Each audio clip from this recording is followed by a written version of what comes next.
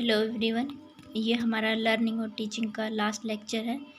इसके बाद हमारा लर्निंग और टीचिंग का फर्स्ट यूनिट कंप्लीट हो जाएगी। फिर हम सेकंड यूनिट स्टार्ट करेंगे। ये इस यूनिट का लास्ट लेक्चर है। प्लीज़ ज़्यादा से ज़्यादा शेयर करो, लाइक शेयर और सब्सक्राइब भी करो। तो हमारा पहला क्वेश्चन क्या दिया हुआ है, शिक्षण अधिगम के कितने स्तर हैं। तो शिक्षण और अधिगम के हमारे 3 स्तर हैं। पहला समर्थी स्तर, दूसरा बोध स्तर और तीसरा चिंतन स्तर। ये तीनों ही शिक्षण और अधिगम के स्तर हैं। समर्थी स्तर इसके नाम से ही पता चल रहा है, जिसमें हमें याद करना पड़ता है, उसे हम समर्थी स्तर कहते हैं। और बोध स्तर में हमारा क्या आता है, बोध स्तर में जब हम किसी चीज़ को समझने की कोशिश करते हैं या उसको समझ के करते हैं तो वो हमारा बोध स्तर के अंदर आता है। और चिंतन स्तर जिसमें जब हम कोई याद की हुई चीज़ को उसके बारे में सोचते हैं, समझते हैं और उसका ज्ञान पूरा होता है हमें, तो वो चिंतन स्तर है। यानी कि बोध स्तर प्राप्त करने के लिए हमें समर्थी स्तर की आवश्यकता है और चिंतन स्तर प्राप्त करने के लिए हमें बोध और समर्थी दोनों स्तर की आवश्यकता है। समर्थी स्तर की कुल कितनी अवस्थाएं हैं, इसकी 4 अवस्था है।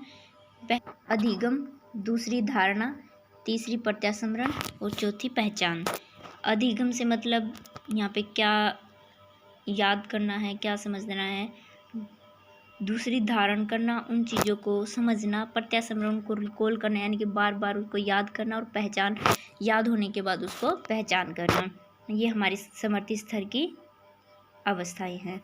समर्थी स्तर के शिक्षण का समर्थी स्तर के प्रतिमान के सोपान क्या हैं, उसके 4 सोपान हैं। उद्देश्य, संरचना, सामाजिक प्रणाली और मूल्यांकन प्रणाली।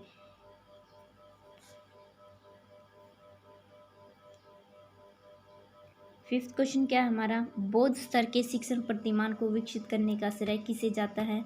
तो इसके प्रतिमान को किसने विकसित किया था, हमारा मॉरिसन ने इसके प्रतिमान को विकसित किया था। क्वेश्चन क्या कहता है हमारा, सिक्स क्वेश्चन क्या कहता है, चिंतन स्तर के शिक्षण का प्रतिमान को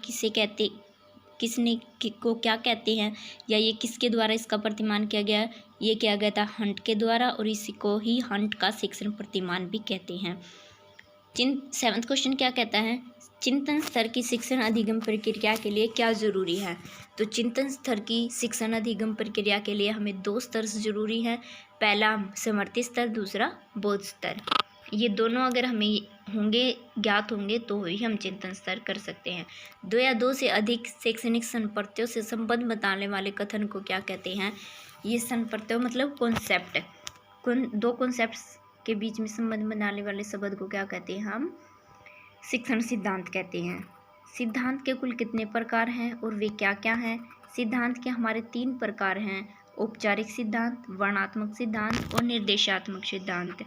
औपचारिक सिद्धांत का दूसरा नाम क्या है, इसको हम दार्शनिक सिद्धांत भी कहते हैं, दार्शनिक शिक्षण सिद्धांत भी कहते हैं। इसका दूसरा नाम क्या है, हमारा दार्शनिक शिक्षण और सिद्धांत। क्वेश्चन हमारा 11वां क्वेश्चन है, दार्शनिक शिक्षण सिद्धांत को 4 भागों में बांटा गया है। वे कौन से सिद्धांत हैं। उसका हमारा फर्स्ट सिद्धांत है म्यूटिक सिद्धांत, सेकंड संप्रेक्षण सिद्धांत, थर्ड परिवर्तन का सिद्धांत और फोर्थ पारस्परिक पूछताछ का सिद्धांत। ये हमारा इसमें डैश लगा के हमने दिया है कि प्रतिमान सुकरात ने किया। इसका मतलब जो ये म्यूटिक सिद्धांत है, इसका प्रतिमान किसने किया था, सुकरात ने किया था। ये भी हमारा अलग से क्वेश्चन बन जाएगा। म्यूटिक जो सिद्धांत एक्चुअली होता क्या है, म्यूटिक सिद्धांत के अंदर ये माना जाता है कि जो ज्ञान है वो हमारे अंदर ही समाहित होता है, इसको बाहर से नहीं। गार्डन किस सिद्धांत के प्रतिपादक है, तो ये अनुदेशन सिद्धांत के प्रतिपादक है, ये याद कर लेना। क्वेश्चन नंबर 13 क्या कहता है, निर्देशात्मक शिक्षण सिद्धांत को क्या कहते हैं और उसको कितने भागों में बांटा गया है। इसका दूसरा नाम हमारा सामान्य स्थिति शिक्षण सिद्धांत भी होता है। इसको 4 भागों में बांटा गया है, ठीक है। फिर आ गया हमारा ज्ञानात्मक जो शिक्षण सिद्धांत का प्रतिपादन किसने किया था। ये जो निर्देशात्मक सिद्धांत है, ज्ञानात्मक शिक्षण सिद्धांत, इसी का ही एक भाग है। तो इसका प्रतिपादन हमारा किया था स्टैनफोर्ड विश्वविद्यालय के NL गेज ने। 15 क्वेश्चन क्या कहता है, ज्ञानात्मक शिक्षा सिद्धांत के 4 भाग हैं, वो क्या क्या हैं। एक है शैक्षिक उद्देश्य, दूसरा शैक्षणिक क्रिया, तीसरा अधिगम सिद्धांत और चौथा अधिगम के तत्व। इसको 4 क्वेश्चन नंबर 16 ये क्या कहता है, मनोवैज्ञानिक शिक्षण सिद्धांत के प्रतिपादन किसने किया? ये एनसीईआरटी के निर्देशक शिव कुमार मित्रा ने किया था। हमारा 17 क्वेश्चन क्या कहता है, क्वेश्चन नंबर 17 कुछ प्रमुख शिक्षण सूत्र। इसके अंदर हमारे टोटल 11 सूत्र आते हैं। पहला सूत्र है वो क्या कहता है, ज्ञात से अज्ञात की ओर। ज्ञात ज्ञान मानते हैं और इसको अज्ञात की ओर लेके जाना का मतलब क्या हो गया कि उसके अंदर नया ज्ञान जोड़ देना ही हमारा अज्ञात की ओर ले जाना। इस सूत्र पे काम करता है हमारा ज्ञात से अज्ञात की ओर सूत्र। जैसे कि फॉर एग्जाम्पल अगर हम कोई कविता देशभक्ति पे सिखा रहे हैं तो पहले हम उसमें जो विद्यार्थियों के ज्ञान की बात है, जैसे देश हित में कौन से महान सपूत हैं, उनके क्या नाम थे, उन्होंने देश हित में क्या कार्य किए, ये और देश, तो पहले ये बताए जाएं और फिर उसके बाद उस कविता को कराया जाए, जिससे कि हम ज्ञात से अज्ञात की ओर जाना बोलते हैं। अब हमारा है सेकंड, स्थूल से सूक्ष्म की ओर। स्थूल से सूक्ष्म की ओर अगर हम इसमें क्या किसी को संज्ञा की परिभाषा समझानी है, पहले शिक्षक ने ये पूछा कि मोहन, राम, श्याम ये किसके नाम है, तो स्टूडेंट जवाब देगा कि ये व्यक्तियों के नाम है। फिर कुर्सी, मेज़, पेन, पुस्तक ये किसी वस्तु के नाम है। कुत्ता, बिल्ली, गाय, भैंस ये किसी प्राणी के नाम है। दिल्ली, लखनऊ, चंडीगढ़, शिमला स्थान के नाम है। इतना ज्ञात होने के बाद अगर हम उसको ये बताएंगे कि जो भी शब्द किसी व्यक्ति, वस्तु, विशेष आदि का बोध कराए उसको कुछ संज्ञा कहते हैं। तो ये हो गया हमारा छोटे से बड़े की ओर जाना। अब है सरल से जटिल की ओर। सरल से जटिल की ओर में क्या होता है, पहले अगर हमें कोई भी किसी भी विद्यार्थी को सबसे पहले गणित के जैसे सरल क्वेश्चन कराए जाते हैं, बाद में कठिन क्वेश्चन कराए जाते हैं। ये सिद्धांत इस तरह के कार्यों पे काम करता है। प्रत्यक्ष से अप्रत्यक्ष की ओर। प्रत्यक्ष से अप्रत्यक्ष की ओर जाने का मतलब क्या है, कुछ चीज़ें जो दिखाकर ज्ञान प्रदान की जाती हैं और फिर उसके बाद उनको जोड़कर उनके ज्ञान से ही लिंक करके अप्रत्यक्ष वस्तु घटना आदि के बारे में ज्ञान दिया जाता है। इसे प्रत्यक्ष से अप्रत्यक्ष की ओर जाने वाला सूत्र कहते हैं। पूर्ण से अंश की ओर। कई बार जैसे हमने किसी पेड़ वगैरह को देखा तो उसका हमें पूर्ण मतलब पूरी चीज़ को देख के जो ज्ञान हुआ, उसके बाद ही हम उसको ये बताते हैं विद्यार्थी को कि अंश, जैसे उसका तना, डाल, टहनी, पत्ती, फूल आदि के बारे में उसको ज्ञान प्रदान किया जाता है, जो कि क्या हो गया, पूर्ण से अंश की ओर। पहले हमें पेड़ का ज्ञान कराया गया, फिर उसके अंश का ज्ञान करा रहे हैं।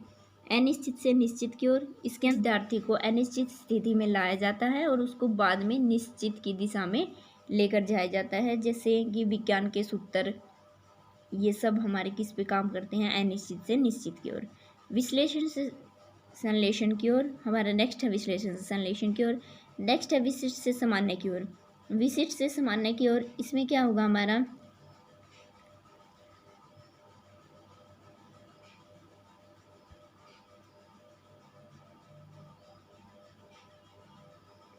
इसमें पहले अगर हम किसी 2-3 क्वेश्चंस को कराने के बाद उसका एक सामान्य सा निष्कर्ष निकाल लेते हैं कि इसके लिए ये चीज़ उपयोगी है, तो उसको बोलते हैं विशिष्ट से सामान्य की ओर। अनुभूति से युक्ति की ओर। मनोवैज्ञानिक से तार्किक क्रम की ओर और प्रकृति का अनुसरण, ये सभी हमारे क्या हैं, विशिष्ट से सामान्य की ओर हो गया हमारा। अनुभूति से युक्ति की ओर, वैज्ञानिक से तार्किक क्रम की ओर। मनोवैज्ञानिक क्रम में बालक के अंदर क्या उपलब्ध है, बालकों की रुचि, जिज्ञासा, उत्साह, आयु, ग्रह, स्मरण, ये सब हमारे मनोवैज्ञानिक क्रम के अंदर आते हैं। इनको तार्किक क्रम के अंदर हमारा क्या कहता है, तर्कपूर्ण ढंग से उस चीज़ को विभाजित कर लेना और उसको सुव्यवस्थित रूप से छात्रों के सामने प्रस्तुत करना, ये हमारा तार्किक क्रम है। तो इसमें हमारा मनोवैज्ञानिक से तार्किक क्रम की ओर आता है। प्रकृति का अनुसरण का मतलब यहाँ पे क्या है, बालक के शारीरिक और मानसिक विकास के अनुकूल शिक्षा देना हमारा प्रकृति का अनुसरण है, यानी कि उसके वातावरण के हिसाब से उसको शिक्षा देना हमारा प्रकृति का अनुसरण के अंदर आता है। नेक्स्ट क्वेश्चन हमारा है शिक्षण, क्वेश्चन नंबर 18, शिक्षण के तरीके। इसके 2 तरीके हैं, औपचारिक शिक्षण तरीके और अनौपचारिक शिक्षण तरीके। औपचारिक शिक्षण तरीके में हमारा क्या आता है, जैसे किसी को वार्तालाप के द्वारा, कहानी सुनाकर, वाद विवाद, प्रश्न उत्तर पूछकर ये सब तकनीकें हमारी सम्मिलित है औपचारिक शिक्षण तरीके में। और अनौपचारिक शिक्षण तरीके में हमारी क्या क्या चीज़ सम्मिलित है, जैसे किसी को पिकनिक पे लेके जाना, शैक्षणिक भ्रमण, यात्राएं कराना और वास्तविक वस्तु से शिक्षण देना, ये सब हमारा अनौपचारिक शिक्षा तरीके हैं। और फिर इसका ये हमारा फर्स्ट वर्गीकरण के कारण औपचारिक और अनौपचारिक दो तरीके हैं। द्वितीय वर्गीकरण के अनुसार शिक्षण को फिर से दो भागों में बांटा गया है। पहला हमारा शिक्षण के तरीके हैं, दूसरा हमारा ज्ञान को स्थिर करने के तरीके हैं।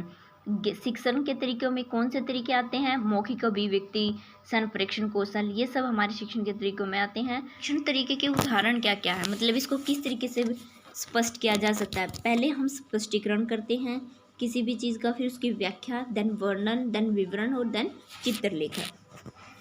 चित्र आरेख, ये आलेख नहीं आरेख होगा। क्वेश्चन नंबर 21 क्या कहता है, चित्र आरेख के कितने प्रकार हैं और वे क्या क्या हैं। चित्र आरेख दो प्रकार के हैं, शाब्दिक चित्र आरेख और अशाब्दिक चित्र आरेख।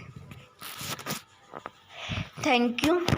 प्लीज़ इसको ज़्यादा से ज़्यादा शेयर करें ताकि मैं आपके लिए और अच्छे से बेहतर